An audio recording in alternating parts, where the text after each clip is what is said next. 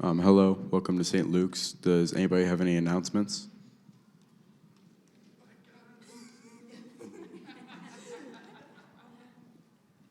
This is all I get to do, so I've got announcements. Hey, we've got Ash Wednesday service is Wednesday night. It's 6 o'clock. It's short. It's just kind of a service of reflection, and then we'll go. So come if you can. Also, next Sunday's Gratitude Sunday. So the tree that we've got in the back with all the little heart leaves, if you have more things that you'd want to write down for that, we're going to be talking a lot about the things that we're grateful for as members of St. Luke. And then the following week is Ministry Sunday. We're going to have these cards. You can see one up there in just a little bit. There it is. In which we're going to ask folk to put on answer the question. For some folk, it's something they think about. For others, it's something that they do. So we're going to fill those out. Roger promises not to fly the drone into the wall during this next service. Right, Roger? No, you don't promise that. Okay, I thought maybe. Anyway, we're gonna get a picture of all of us with our signs in that, and then we'll hang them up in the different parts of the church. Also, on Thursday night at 7 o'clock, Christy Starmer is leading a book study for Lent on, the book's called My Body Is Not Your Prayer Request. It's on ableism in the church and in the ways in which we welcome folk and all of that. I finished listening to the book again over the weekend, and I'll confess to you, there are parts of the book I don't like, because I hear it and I go, oh, that was last week. Yeah, I did say that. And there are other parts of the book that just kind of open it up, and I hear it and I go, yeah, that's St. Luke when we're at our best. So if you can, join in and just listen, and I think it opens, it's good for me to reflect on that, and I think it'll be good for us as a church to think about what that'll mean. So anyway, I got to give up the mic. Who gets it? Hey, I'm just here to tell you that St. Luke Bowls is back. There should be something on the screen. Great. March 8th, it's coming up, and it's just an opportunity where we as a congregation have rented out an entire bowling alley, the ICC Bowlatorium, 10 lanes, and for a couple of hours. So come, enjoy some food, and some drinks, and a couple of hours of bowling. It'll be a lot of fun. It's $5, you guys, for all of that, including the shoes. So it's a great way to hang out, have some fun, have some food. So we invite you to enjoy that. We have a special guest today. Levi Bruckner is going to do our prelude for us. So enjoy that. Thank you, Levi. We appreciate it.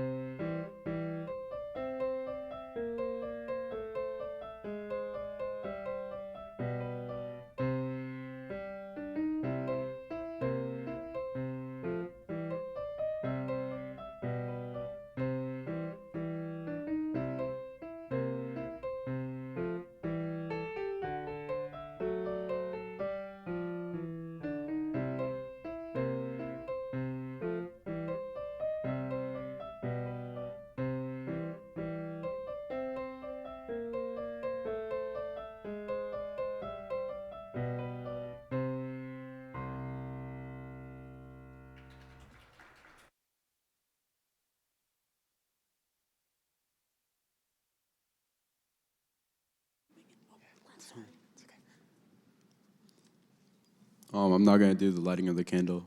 Please join me in saying the first line. May the Christ in us see the Christ among us.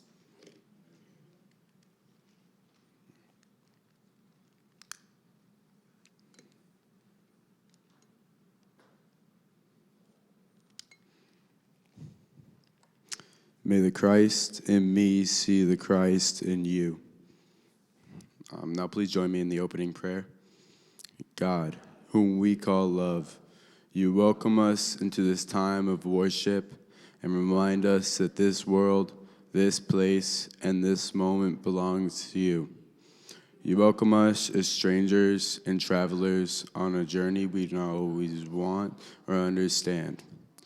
You ask that we feed the hungry, clothe the naked, and comfort those who mourn.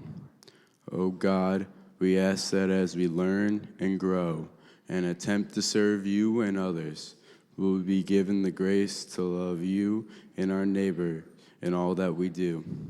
We pray that at the end of each day, we can say that those to whom love is a stranger will have found in each of us generous friends. Amen.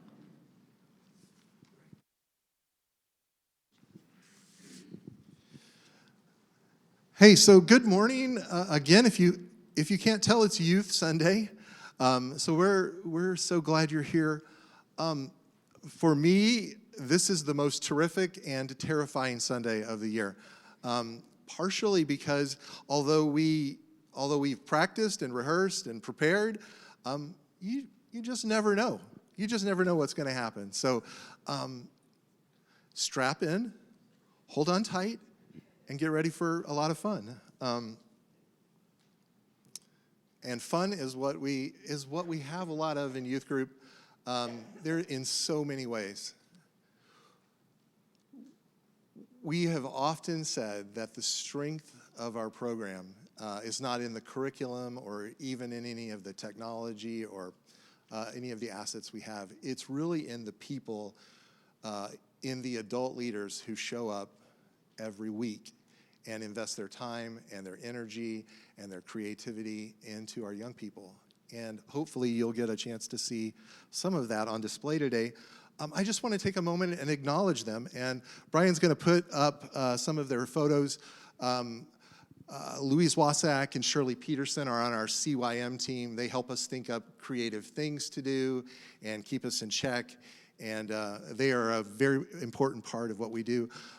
Jeff Wally Walgren, you'll have to ask him why he's Wally, and Ali Pinzotti work with our senior high youth on Wednesdays.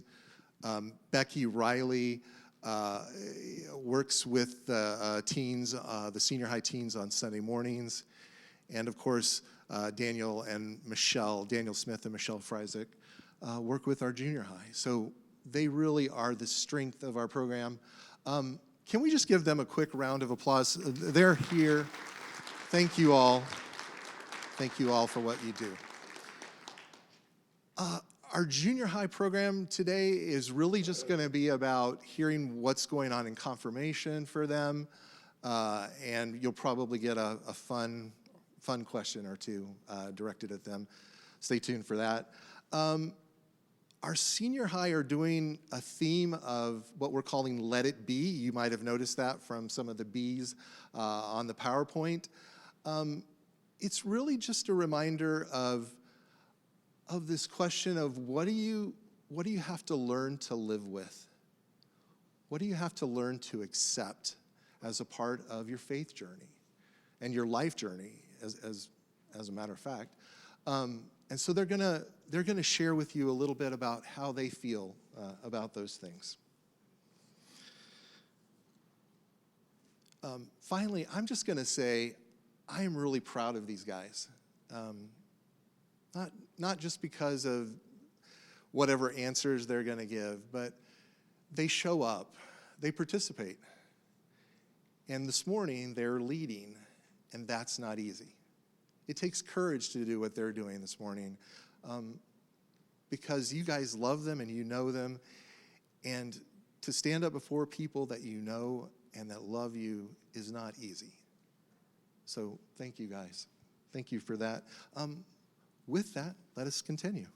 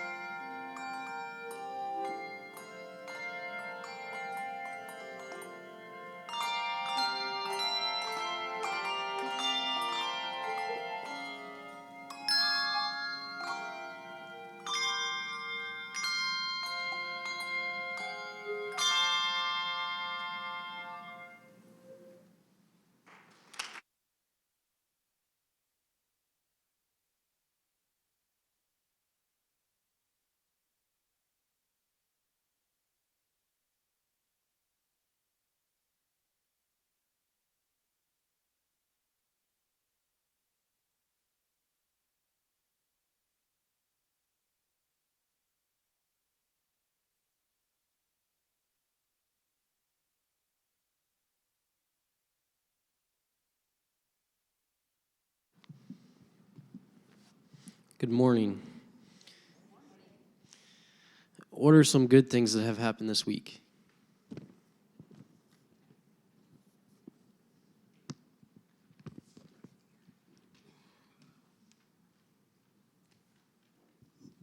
I've got one. So this week, we started a new old Habitat house, 1929 house.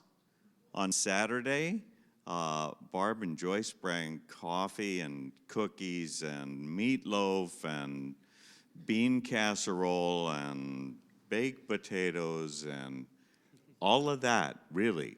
But what it did was it fueled the guys like crazy. So the first thing we do when we move into this old house is we start to tear it down, right? So we knock down the walls and we got the basement all cleared out, we got the upstairs all cleared out, but I didn't touch the first floor. You know why? Lutherans. Lutherans. I've got a reservation for a whole bunch of Lutherans that are coming next Saturday, and I had to save a spot for them. We could have knocked down the first floor too, but wait, I told them we'd save them. So they'll bring, the gals have one more Saturday to bring us food, and then we'll sprinkle a couple of more out throughout the year, so you'll hear more about that Habitat stuff. So pray for us, new house. It'll work great though. I'm excited. Thank you. Very good. Anything else? Well, this good thing happened a couple of weeks ago, but I didn't talk about it last week. 2 weeks ago, I was in Orlando with my granddaughter, who goes to Burke High School, and the dance team was competing down there, and it's actually the Burke Westview dance team, and they have never gotten into the semifinals or the finals, ever, and they've competed for several years. The only OPS team that goes down there. But 2 weeks ago, they got in the semifinals with both dances, and they made it into the finals with one of their dances. And if you watched the news last Sunday, two weeks ago on Sunday night, you would have seen them on the news because it's the first time an OPS team ever got into the finals. Now, there were about 14 teams from the Metro, so there were a lot of good dancers in Omaha that were down there. But anyway, they made it 13th in the nation, so that's exciting. And this afternoon, they're doing a dance. Michelle, you may help me with this. Are they doing a dance expo at Burke this afternoon for young children who want to learn to dance? Or do you know anything about it? Oh, showcase, that's what it is. And then at the end of the showcase, they're going to do their 13th place dances for everybody. So if you want to come, or if you have a grandchild who wants to come, I think, Marshall, your grandchild is too young to come. Anyway, that's the good thing.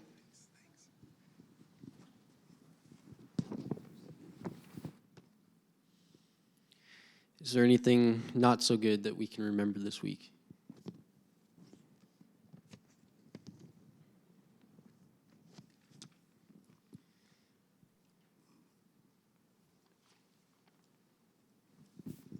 My brother crashed his car.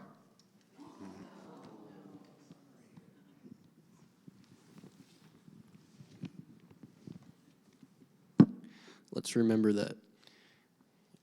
All right. Please join me in taking 3 breaths. One for yourself.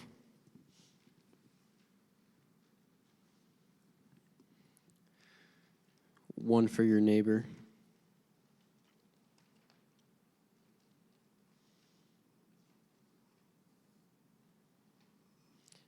And one for this moment.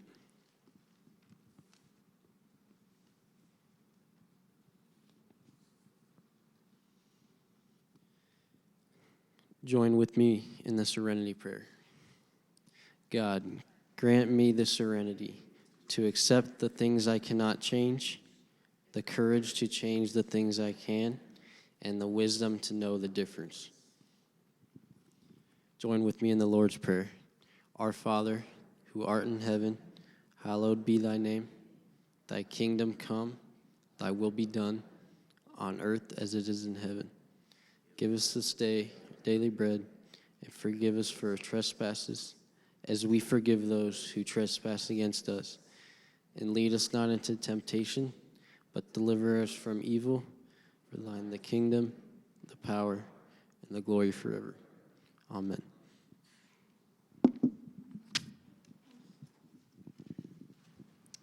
All right, feel free to stand up and greet one another.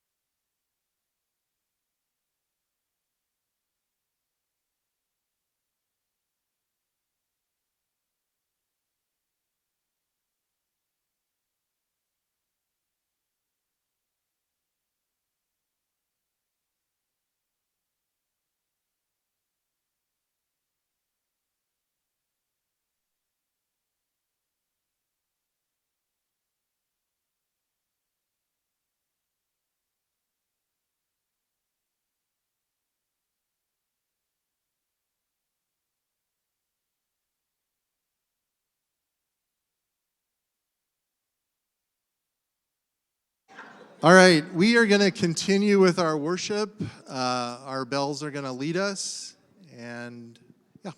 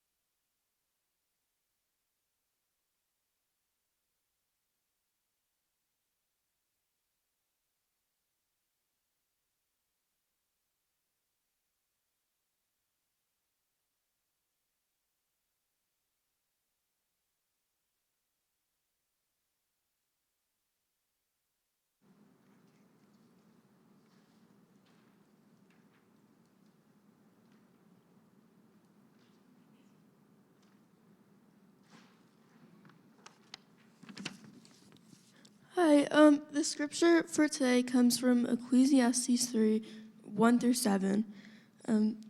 There's an opportune time to do things, a right time for everything on the earth, a right time for birth and another for death, a right time to plant and another to reap, a right time to kill and another to heal, a right time to destroy and another to construct, a right time to cry and another to laugh, a right time to lament and another to cheer, a right time to make love and another to abstain, a right time to embrace and another to part, a right time to search and another to count your losses, a right time to hold on and another to let go, a right time to rip out and another to mend, a right time to shut up and another to speak up. Hear what the Spirit of the Lord is saying to the church. Thanks be to God. Thanks, Caitlin. Michelle Freisig's going to come up, and she's going to bring with her the junior high youth group, and they're going to answer some questions, and yeah, it'll be fun.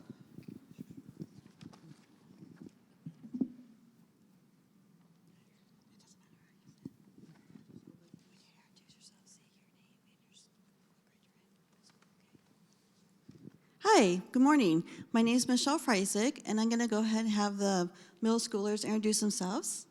I'm Levi Bruckner, and I'm in 6th grade. My name's Sam Uno, and I'm in 7th grade. My name's Evie Peters, and I'm in 7th grade. And we have a few questions for them today.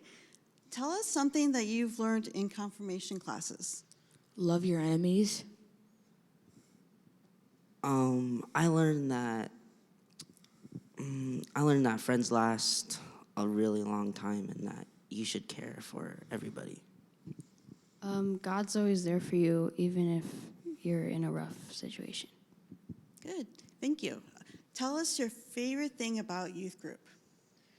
Hanging out with my friends and learning how to help the community. Coming on Wednesdays and seeing what we could do to help out the community and just hanging out with our friends. Knowing that you're helping out. My favorite thing about youth group is getting to know these amazing youth and getting to spend time with them each week. It's definitely the highlight of my week.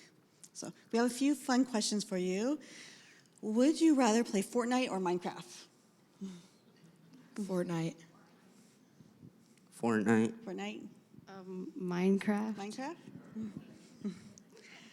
Would you rather give up ice cream or pizza for the rest of your life? Ice cream. Ice cream. Ice cream, because I'm lactose intolerant. Yeah, I'm with you. I would rather give ice cream too. Would you want to travel back in time or travel into the future? Travel into the future, because you can just read about what happened in the past, but you can't see the future. That's true. Probably future. I would say the past. Past? Okay, great. Thank you. And these are our middle school group.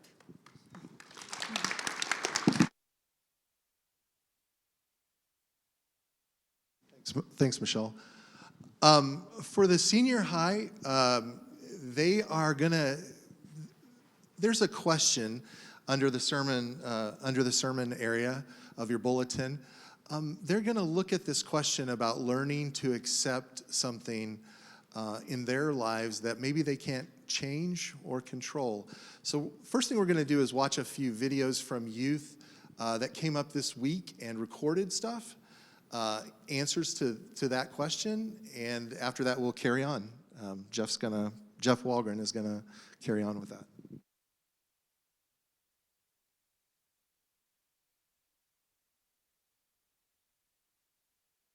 Go. My name is Gabe Gruss.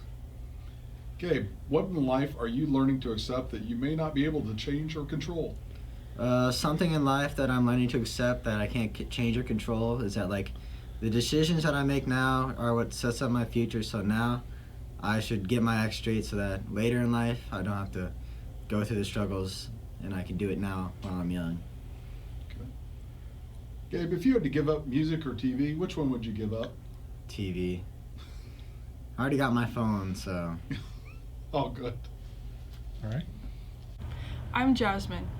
What I think the hardest thing to accept in life is that you can't control is the teaching style and instruction style of your bosses and teachers, because you can't control the way that they do any of those things, and the best way to push through is just playing their game. You appease to what they want while still keeping your individuality and showing them what strong of a character you are. If you were to have to sing in public or dance alone in public, which would you do? I would prefer to dance alone in public because I think that I don't have a very good singing voice and dancing is more socially acceptable. Hi, my name is Charlie. Charlie, what in life are you learning to accept that you may not be able to control or change? Learning to accept the way people act, and I can't change it because it's them, not me. It's their brain, not mine. So I can't just go into their brain and tell them to stop. So, yeah, you just learn to accept it. Okay.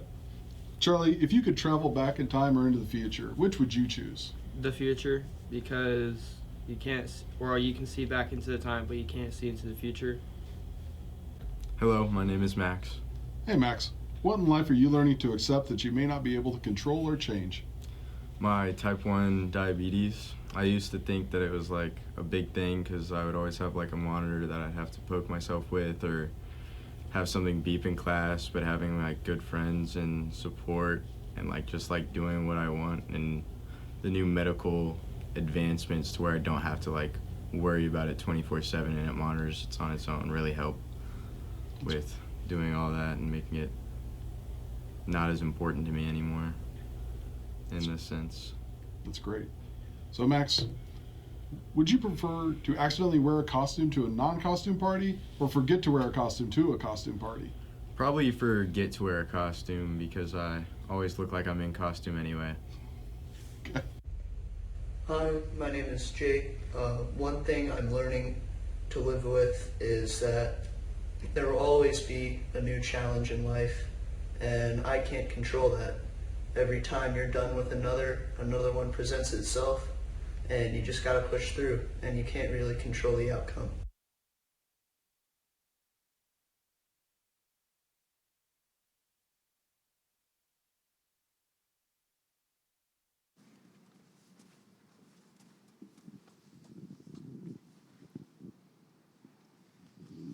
You're fine. All right, well, we're going to start with the same basic question. What in life are you learning to accept that you may not be able to control or change? And reminder, lead with your name.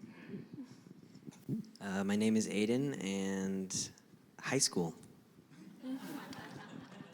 My name is Rachel, and for me, it's the realization of that in 6 months, I'm moving away from everything I've ever known to college, which is a really good thing, but it's also really terrifying, and it's something that I just kind of have to accept the reality of and acknowledge that, it's not 4 years away at this point. It's coming close.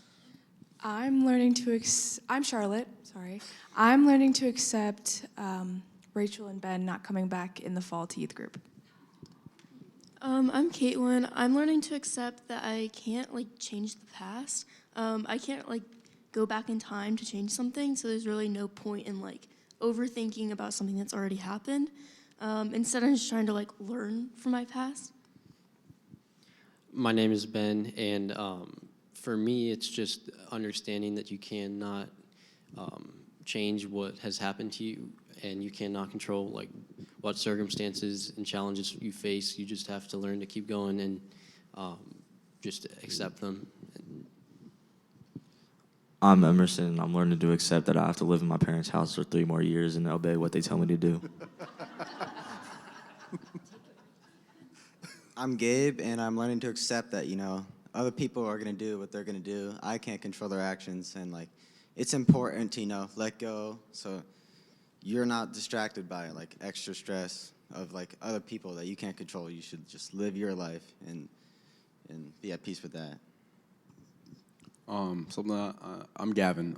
Something that I'm learning how to deal with that I can't control is that I can't control what other people are gonna do or what they're gonna think or say, and because that's just all them. Only they can control that.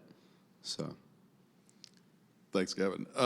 Gavin, if Chris Archer were an app, how many stars do you rate him?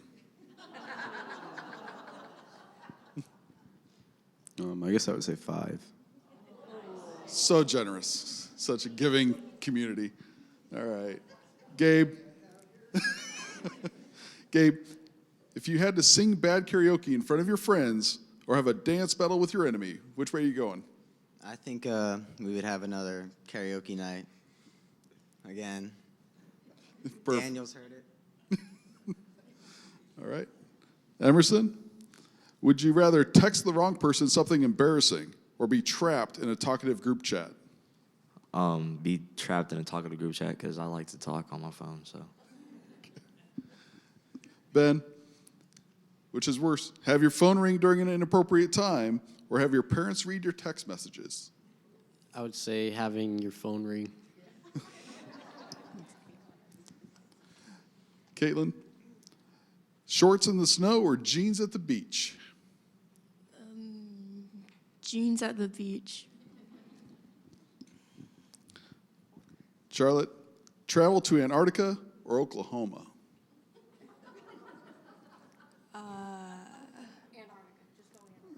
Okay, Antarctica because polar bears. Or penguins? Same thing. All right, Rachel, if Chris were an app, which app would he be? Facebook, hands down. Absolutely. Why?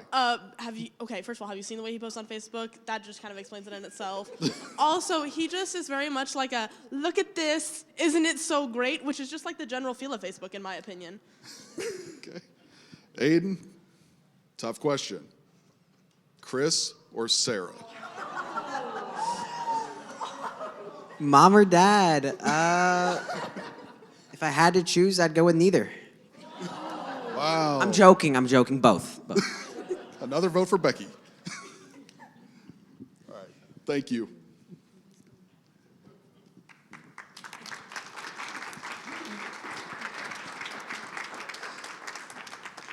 Thank you, I think. Hey, what we wanted to do is take a few minutes, because we still have a few minutes here. Thank you for all your answers and what you've shared. Do you as a congregation have any questions? We'll just have like an open mic time, time for a few questions that you may want to ask these young people, something you've always wanted to ask a teenager. We'll take a few minutes and do that. So who's got a question? All right, we got one over here. Okay, so the middle school will answer this. So this is for the senior high. What's one of your favorite memories or activities that you've done at youth group?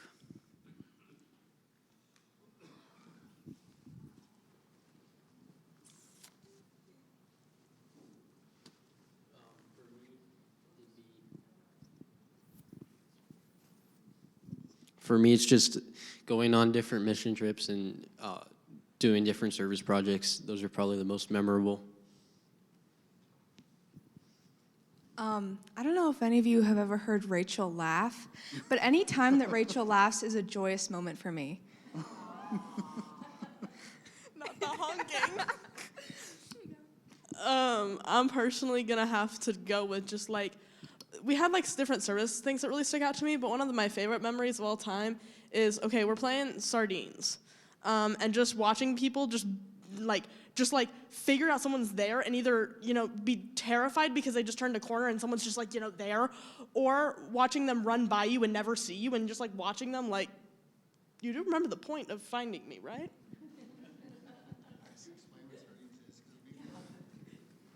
Sardines is a game where it's like, so you want everyone to be in a little can of sardines, so you have one person go hide and everyone goes to find them. That's the point. It's a version of hide and seek. Yeah. Sorry. So I don't know if you have ever been in the gym, but there's that like emergency exit door, and Chris decided to hide in between the door and the door to the outside. And when I looked in the window, I have never been more scared in my life because I wasn't expecting him to be there. And so, yeah. I thought she was going to say for another reason, but No. Hey, any other questions? Yeah. This is probably for the juniors and seniors. What are you going to do next year? What are your plans for the future? So in about 6.5 months, I will be moving to Wichita, Kansas to pursue a degree in the chemistry business field major with the goals of eventually going on to get my doctorate to get into renewable energy sourcing. Hi, it's me again. So I haven't really decided yet, but I'm thinking I'm gonna go to Northwest Missouri State, maybe. This is like, I have another year, so. But maybe computer science and coding. So if any of you have any connections, feel free to talk to me. I see you over there. Yeah, thank you. I would really appreciate it. Next year, I'm planning on surviving another year of middle school. Okay, I'm planning on majoring in journalism. I haven't necessarily decided on a school yet though. So.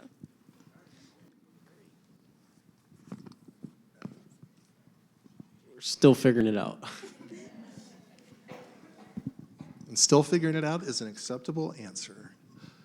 Hey, who else has a question for the young people? Okay, we got a number of. Where do you think St. Luke will be in 5 years, in 10 years? Where do you think we're going?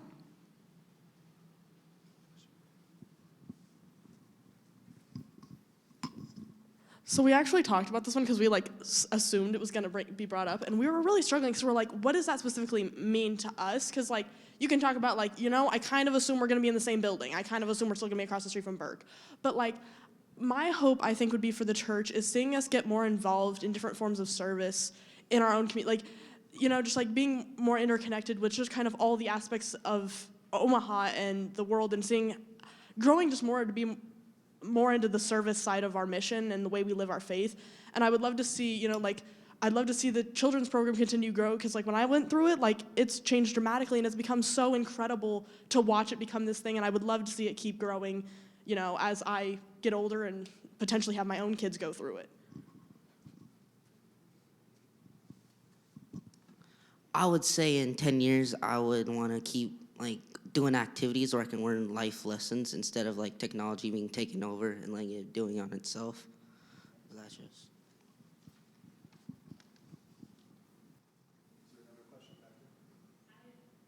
This on? Oh, okay. One resounding theme I kept hearing from all of you guys is that you have to persevere, no matter what challenges and that life throws at you. Obviously, we went through a major pandemic. So do you think you would have the same outlook had we not gone through that pandemic, that we have to persevere regardless?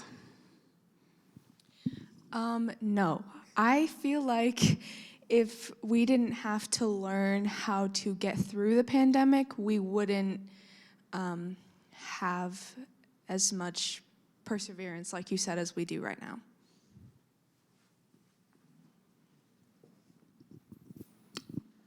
I would say the pandemic definitely played a big role in the vast majority of people's, we have to figure out how to get through this because, we have to get back to being a part of the real world and all these different things. But for me personally, I would say that while it's definitely helped grow my ability to persevere, I would say there was a lot of other major factors in my life that were the starting point, and that was just another opportunity to grow in that part of my ability to persevere and ability to see challenges not as obstacles, but as just ways about going through life.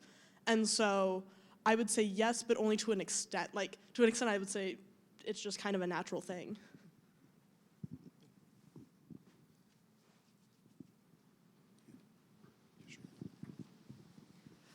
This one is so easy. Miss Friesick, who is your favorite Sunday school teacher? Wink, wink, wink. Okay. I'm so surprised.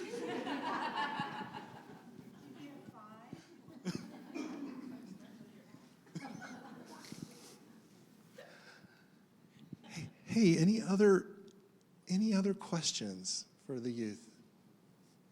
Yeah.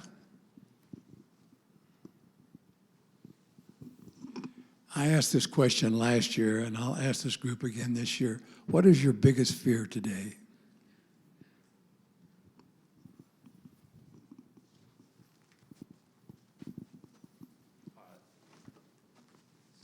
So I know how I said that I had to learn how to accept being under my parents' house for 3 more years, but I'm scared of losing my parents. I probably couldn't live without them, so. My biggest fear is messing up the postlude. All right. He said his biggest fear is messing up the postlude because he's going to play here in a few minutes. So, yeah. Once again, I think my biggest fear is just the future and what it's going to look like. Because you can plan all you want, but you never truly know what's going to happen.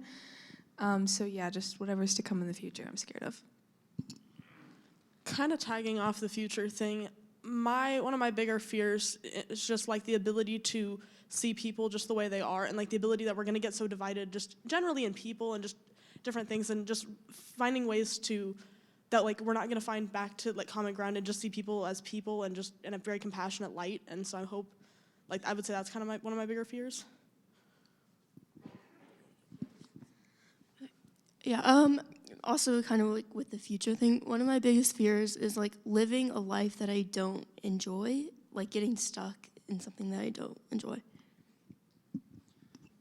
I think for me, you could go a lot of ways with this question, and but like for me, the best way to put it is just kind of like pushing all those thoughts out of your head and just continuing on and not worrying about, like, not living in fear, basically.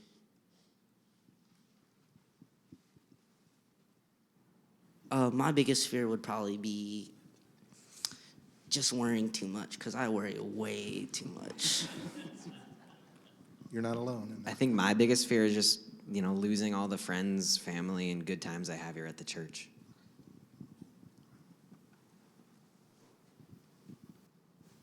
All right. Thank you, guys. Hey, thanks for great questions. We really appreciate it. I hope you get a sense for both how fun they are and how deep they are. These are some really special young people. All right, well, we're going to carry on. I want to say one thing, Levi, no need to be afraid. You're really rocking it. So, Bells, come play for us.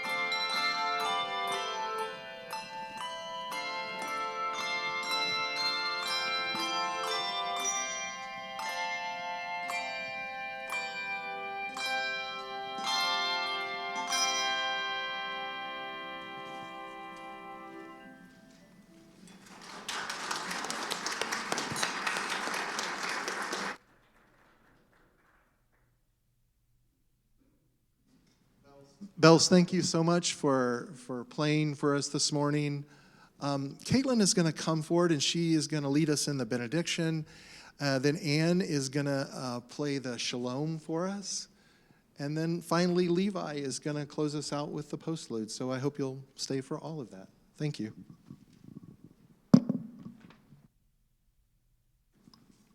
Okay, please join me for the reading of the benediction.